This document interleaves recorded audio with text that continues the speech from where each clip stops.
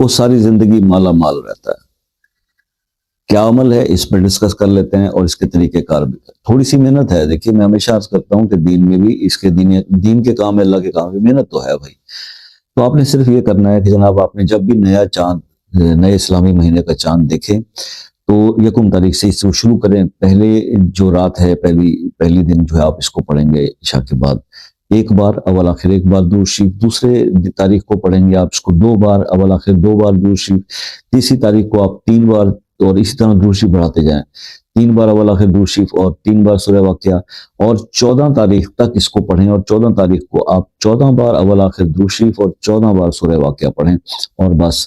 اب ہر مہینے آپ نے صرف یہی ترتیب رکھنی ہے۔ اگر یہ 1 سال آپ کر جاتے ہیں، زندگی بھر مال آپ کا ختم نہیں ہوگا۔ یہ زبردست عمل ہے سورہ واقعہ کا، ایک بزرگ کا بتایا ہوا، اور